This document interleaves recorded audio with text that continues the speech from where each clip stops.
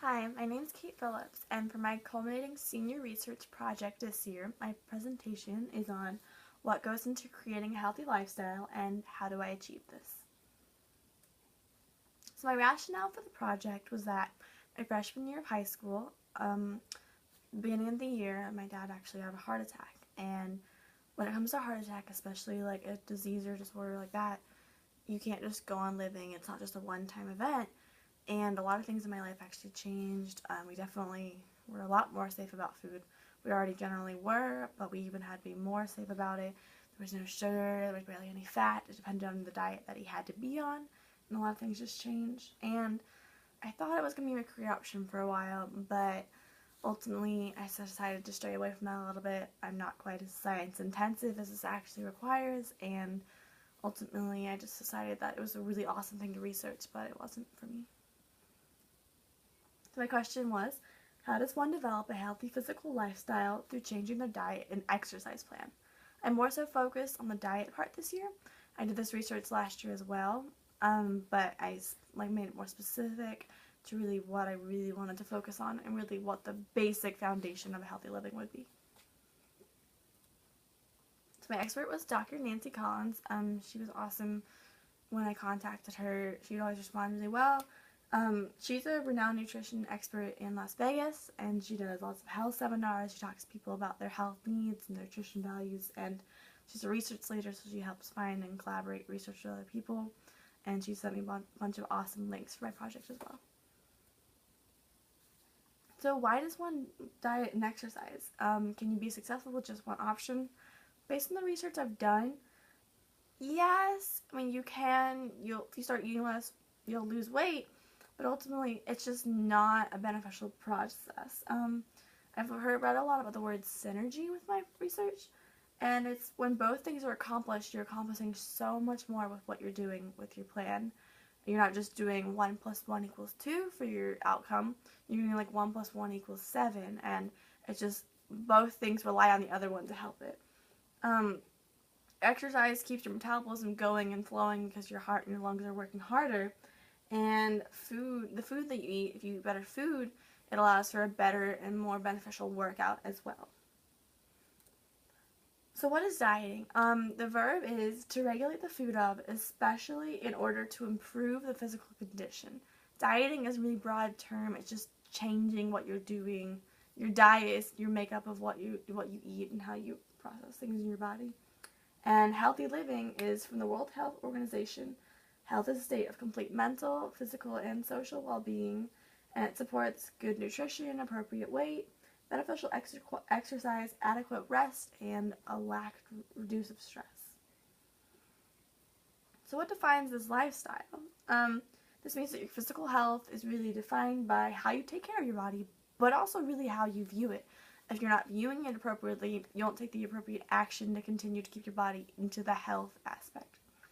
So 23.5% of men and 47.9% of women who are actually defined with a normal weight think that they weigh actually too much in their range, so they might not be taking care of the body to the full extent.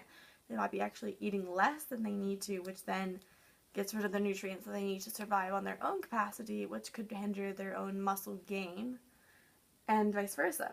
91.8% of women defined as overweight think of themselves as overweight, whereas only 83.4% of men think they're overweight if they actually are. So this is why a lot of times women are more so dieting than guys, which is why guys ultimately have more heart problems in the end that aren't explained, like heart attacks with my dad. It's just because they didn't necessarily see the cause of the problem, which ultimately does not help to fixing their lives to a healthy lifestyle. So the balance. The basic diet for an average person is 2,000 calories. It's up to 2,500 for men on average, and down to about 1,500 for women. This really changes based on how active you are, and it wholly boils down to the fact of how many calories you burn per day. So I'm a smaller end of women, and so I'd be about 1,500 calories, but since I do construction on a daily basis and I do a lot of heavy lifting, with the calories I may or may not burn, could probably go up to about 1,800 depending on the day or how much work I'm actually getting done. And this basic diet definitely depends and changes on your goals, and these basic numbers are on your average calorie intake and out. So part 1, the diet, you're doing the definition. It's to regulate the food, especially to improve your physical condition. It's more liberal than one expects. It can be as simple as replacing your ho-ho with a new salad tomorrow. You're changing your diet, you're editing it to get to a healthier aspect. And any positive changes will have positive results, and the same as negative changes will really have negative results in the situation. So why is dieting so important? Why do we need to do it? It gets rid of unnecessarily calories. If you're really watching what you eat and how many calories you burn a day, you're not gaining fat onto your system and you're not gaining weight. You're just maintaining your weight or possibly losing it, depending on what your goal is. Based on what you decide to switch to eating, it can actually improve your activity level. If you're eating a lot more fiber instead of carbs, you're going to have a lot more hours in the day where you feel energy because your body's always working, that you can keep going instead of feeling not tired or just sleepy all day long. And it keeps your metabolism going. Your metabolism works a lot harder to burn fiber than it does to burn carbs, which is why carbs are always less calories ingested than fiber is more calories than carbs. So the highest recommended weight loss plan that I've really looked into for the average person, and this is coming from partially my Fitbit, it only thinks we should lose about 2 pounds a week if you're just trying to lose about the average person's weight, not trying to, if you're extremely overweight, you can lose more than 2 pounds. But a person like me, if I want to lose weight, it's not at all recommended for me to go above 2 pounds a week, because that's just such a calorie deficit in your internal intake. It's just a drastic drop. So about 3,500 calories equals 1 pound. So if you want to lose 2 pounds a week, it's 1,000 roughly a day deficit. That's actually a huge change. It's a huge adjustment in feeling. You'll feel really hungry. I know when I did this, I felt hungry all the time. It was definitely strange, and you had to really adjust to it. You had to kind of wean yourself into it instead of just dropping yourself into it. So calories. Calories are the most important concept of losing weight. A calorie is a unit of energy. It's a potential energy for your body to end up using for whatever activity you do, including breathing and existing. Almost everything has calories. Obviously, water doesn't and salt doesn't. Salt helps retain water, though. And calories sustain your life. If you're just drinking water, you're not going to sustain life because you need calories for your body to have energy. And physical activities require even more calories. And calories come from the 3 major sections: protein, fat, and carbohydrates. There's also fiber, but it's such a smaller amount that it's not usually focused upon in research like this. And the calories from the nutrients are the same to the body. So no matter if you're eating 10 calories of fiber or 10 calories of carbs, the initial digestion of it is all the same into your body. It all processes calories the same. So if calories are the same, why are they different upon your body? Well, different nutrients have different thermic values, and a thermic value is how much of your body it takes to process the nutrients of the energy that you just ate.